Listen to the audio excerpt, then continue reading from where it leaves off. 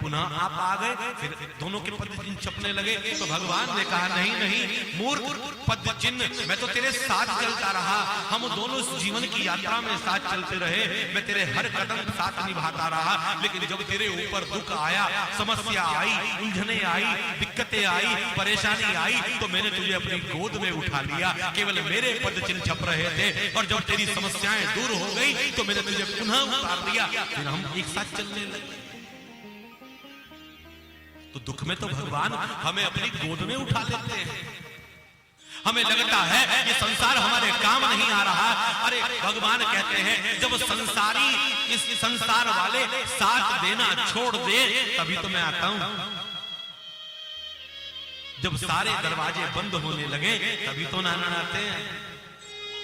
जब वो रिश्तेदार जो कभी आपकी आवाज पर खड़ा हुआ करते थे, आज आपके जीवन में पैसा नहीं है, वो रिश्तेदार आपका फोन नहीं उठाते, वो आपके घर आना नहीं चाहते, लेकिन भगवान कहते हैं कोई आए या ना आए मैं तेरे साथ में हूं, तू मुझे भज, तू मेरा चिंतन कर, कभी तेरा साथ नहीं छोड़ूंगा। तो कुंती कहने लगी मुझे सुख नहीं चाहिए, मुझे दुख चाहिए, क्योंकि दुख में मेरा नारायण मेरे साथ रहता है। हाथ पकड़ लिया, भगवान ने हाथ पकड़ा, कहा कि मेरे पास तो दुख है ही नहीं, मेरे पास तो सुख ही सुख है कि मुझे नहीं पता, आप चाहती हो तो कुछ दिनों के लिए मैं रुक जाता हूं। और भगवान वहां रुक गए, कुछ दिनों के लिए रुक गए। तो अर्जुन कहने लगा मेरी वजह से रुके हैं, कुंती कहने लगी मेरी वजह से रुके हैं, युधिष्ठिर कहने लगा मुझसे प्रेम करते हैं ना इसलिए रुके हैं। मानो सबको आभास करा रहे हैं कि नहीं नहीं मैं तुम्हारी वजह से रुका हूं, नहीं नहीं मैं तुम्हारी वजह से रुका हूं। भगवान जो रुके हैं वो तो किसी और के लिए रुके हैं, किसके लिए कि रणांगन में युद्ध के मैदान में एक महान आत्मा भगवान का इंतजार कर रहा है। कौन? विश्व पितामह।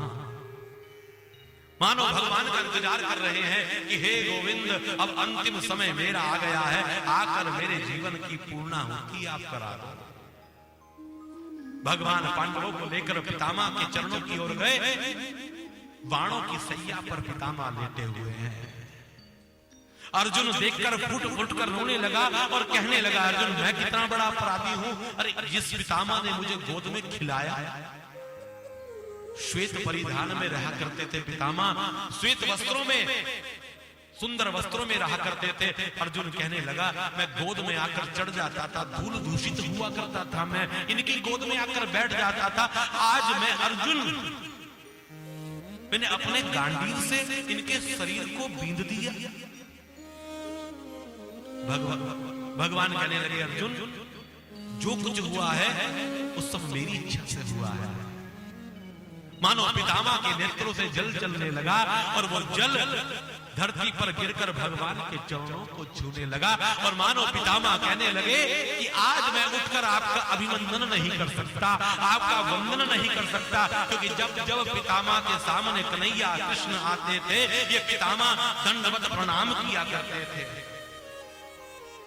पितामह कहते हैं आज मैं बंधा हुआ हूं नारायण, आप आए हो, उठकर मैं प्रणाम भी नहीं कर सकता, मैं आपका वंदन भी नहीं कर सकता। हे गोविंद सिर की ओर खड़े थे। पितामह कहने लगे मेरी दृष्टता को क्षमा करना, जरा मेरे सामने आ जाओ, मेरे पांव की तरफ आ जाओ। एक भक्त कहता है कि नहीं नहीं नारायण को सिर की ओर रखना चाहिए, लेकिन ये पितामह भक्त ऐसे हैं जो नारायण को कह रहे हैं जरा मेरे पांव की ओर आ जाओ। क्यों? क्योंकि आप मेरे सिर पर खड़े हो ना, मुझे आपका मुंह नहीं दिखाई दे रहा, जरा मेरे पांव की ओर आ जाओ तो आपकी वो छवि का दर्शन करते हुए इस संसार में से मैं जाना चाहता हूं। प्रसन्न हुए भगवान, सामने आकर खड़े हो गए, कहा कि प्रभु आप दयालु हो, आप अपना वचन निभाने के लिए आए हो। कब दिया वचन? ये वचन कब दिया पितामह को कि मैं अंतिम समय में आऊंगा? कहा कि जब महाभारत का युद्ध होते होते कई दिन बीत गए तो दुर्योधन ने पितामह के ऊपर कटाक्ष कर दिया कि तुम मेरी ओर से सेनापति हो, अभी तक एक भी पांडव नहीं मारा, तुम्हारा आशीर्वाद हमेशा उनके साथ रहता है, मुझे आशीर्वाद नहीं देते। तो पितामह ने क्रोध में आकर कह दिया कि ठीक है, कल अर्जुन को मैं मार दूंगा, और रही आशीर्वाद की बात तो अपनी पत्नी को संध्या के समय भेज देना, उसको मैं आशीर्वाद दे दूंगा। पितामह ने प्रतिज्ञा ली है कि कल के युद्ध में अर्जुन को मार दिया जाएगा। परेशान हो गए सभी पांडव, भगवान के पास गए। उधर पितामह अपने कक्ष में पूजा में बैठे हैं, भगवान के पास पांडव गए, युधिष्ठिर आदि गए और जाकर कहने लगा, प्रभु आपको पता है कि पितामह ने क्या प्रतिज्ञा ली है? कि हाँ मैं जानता हूं क्या प्रतिज्ञा ली है, कि कल के युद्ध में वो अर्जुन को मार देंगे। भगवान ने कहा अर्जुन कहां है? कहा कि अर्जुन अपने कक्ष में होगा, शिविर में होगा। भगवान पांडवों के साथ अर्जुन के शिविर में जैसे ही गए तो अर्जुन सो रहा। भगवान ने कहा ये देखो, जिसकी मृत्यु कल होने वाली है वो सो रहा है। उठाया भगवान ने उसको। अर्जुन आंख मसलता हुआ खड़ा हुआ और कहा कि क्या बात है केशव, सारा दिन युद्ध करता हूं, संध्या के समय थक जाता हूं, रात्रि में नींद आती है और उसमें बीच में आकर आप उठा देते हैं। भगवान ने कहा तुझे पता है कल तेरी मृत्यु होने वाली। अर्जुन हंसने लगा कि अच्छा, कि हाँ मुझे पता है कल मेरी मृत्यु होने वाली है, कि फिर भी तुझे नींद आ रही। अर्जुन मुस्कुराकर हाथ जोड़कर कहने लगा गोविंद की ओर कि महाराज जिसको बचाने वाला जाग रहा हो ना, उसको सोने में क्या दिक्कत है? आप तो जाग रहे हैं ना, आप देख लेना। अगर मेरी मृत्यु कल करानी होगी तो कल करा देना, और मुझे बचाना होगा, ये तो जिम्मेदारी आपकी है, मेरी थोड़ा ही है। और इतना कहकर अर्जुन पुनः सो गया। भगवान कहने लगे ये देखो भाई, ये तो बात मेरे ऊपर आ गई। भक्त जो होता है वो अपने सहारे जीवन नहीं जीता। जो सच्चा भक्त होता है वो कहता है तू कर लेना,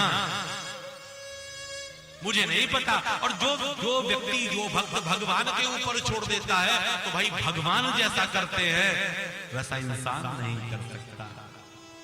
जरा छोड़ कर तो देखो भगवान के ऊपर। भगवान ने तुरंत, भगवान कृष्ण ने द्रौपदी को बुलाया और द्रौपदी को बुलाकर कहा कि तुरंत 16 तरह का श्रृंगार करो, क्योंकि भगवान तो अंतर्यामी है, जानते हैं। उधर दुर्योधन की पत्नी जाएगी पितामह से आशीर्वाद लेने के लिए, तो एक रूप से वहां चले गए और एक रूप से यहाँ 16 तरह का श्रृंगार कर द्रौपदी सामने आई। सामने आकर खड़ी हुई कि हो गया, कहां जाना है? बताया पितामह के कक्ष में तुम्हें आशीर्वाद लेने जाना है, लेकिन ऐसे नहीं, घूंघट को डाल कर जाओ ताकि पता ना चले, जाकर आशीर्वाद ले लेना। और एक रूप से भगवान पहुंच गए। उधर भानुमति दुर्योधन की पत्नी चली है आशीर्वाद लेने के लिए, रास्ते में जाकर खड़े हो गए। सामने से दुर्योधन की पत्नी आ रही थी क्योंकि वो पितामह से आशीर्वाद लेने जा रही थी। पितामह ने बुलाया था तो भानुमति ने प्रणाम किया कन्हैया को कि द्वारकाधीश प्रणाम। प्रणाम स्वीकार किया। अरे कहां जा रही हो इतनी रात्रि में? कहा कि पितामह के कक्ष में जा रही हूं, आशीर्वाद लेने के लिए उन्होंने बुलाया है। भगवान ने कहा हद है तुम लोगों से भाई, सारा दिन युद्ध करते हैं पितामह तुम्हारी ओर से, अब रात्रि में भजन में बैठे हैं, अपने आराम में बैठे हैं। अरे आशीर्वाद कल सुबह जल्दी उठकर ले लेना युद्ध में जाने से पहले। इतनी आफत थोड़ी ही आ गई। कहा कि ये भी बात ठीक है, ब्रह्म मुहूर्त में उठकर आशीर्वाद ग्रहण कर लूंगी। और भानुमति को लौटा दिया, क्योंकि ये तो अपने नाम का कन्हैया आया है, कृष्ण है अपने नाम का। उधर द्रौपदी को कहा कि तुम कक्ष में जाओ। द्रौपदी चलने लगी। कहा रुक जा, ये जूते उतारो अपने, क्योंकि पितामह के कक्ष में जूते नहीं जाते। और जूते को लेकर अपने पीतांबर में लपेटकर एक वृक्ष के नीचे खड़े हो गए और कहने लगे मेरे बारे में मत बता देना, अगर तुम पकड़ी भी जाओ तुरंत घूंघट के अंदर से ही आशीर्वाद ग्रहण कर लेना, और जब तक आशीर्वाद ना दे तो घूंघट मत उठाना। ताकि पितामह को लगे कि दुर्योधन की पत्नी आई है, इसके शीश पर हाथ रख दूं। आई तो द्रौपदी, जूते लेकर खड़े हो गए।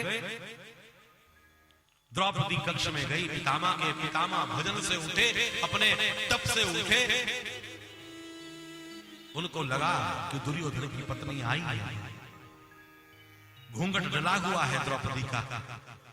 खड़े हुए पितामह और अपने दोनों हाथ शीश पर रख दिए और मुंह से कह दिया, सौभाग्यवती भव, सौभाग्यवती भव, आयुष्मान भव। और जैसे ये कहा, द्रौपदी ने अपना घूंघट हटाया, और जैसे ही घूंघट हटाया, पितामह ने कहा कि द्रौपदी तू यहां कैसे आ गई? तो मानो द्रौपदी के नेत्रों में जल भरा आया। द्रौपदी कहने लगी, क्यों पितामह, ये आशीर्वाद के लायक मैं नहीं हूं क्या? पितामह समझ गए और कहने लगे, इस आशीर्वाद के लायक ही तू है, लेकिन अब मुझे ये बता दे, वो छलिया कहां है, वो द्वारकाधीश कहां है? मानो इशारा कर दिया, दौड़े हुए गए तो भगवान कृष्ण पीतांबर धारण करने वाले, जगत को चलाने वाला जगदीश नारायण अपने भक्त के जूते अपने हृदय से लगाकर खड़ा है, कहीं कोई देख ना ले, मेरे भक्त की कोई निंदा ना कर दे। जाकर दंडवत प्रणाम किया पितामह ने, कहा, वाह प्रभु, बहुत बढ़िया, मेरे मुख से प्रतिज्ञा दिलवाई कि मैं अर्जुन को कल मार दूं, और मेरे ही मुख से आशीर्वाद दिलवा दिया। हंसने लगे भगवान। पितामह कहने लगे, युद्ध में कल क्या होगा उसको छोड़ दो, लेकिन पितामह अनुनय विनय करने लगे और हाथ जोड़कर कहने लगे, प्रभु मेरी बुद्धि आपको याद कर पाए या ना कर पाए, मेरी मति आपको याद कर पाए ना कर पाए, अंत समय में आप मुझे याद कर लेना। मेरे अंदर सामर्थ्य नहीं है कि मैं आपको याद रखूं, आप मुझे याद कर लेना। अरे जब भक्त कहता है ना कि प्रभु आप मुझे याद कर लेना, फिर जिम्मेदारी परमात्मा की बन जाती है। एक मेले में एक बच्चे का हाथ पकड़कर कोई बच्चा जाए, पिता का हाथ पकड़कर जाए तो हाथ छूट भी सकता है, लेकिन जिस पिता ने बच्चे का हाथ पकड़ा हो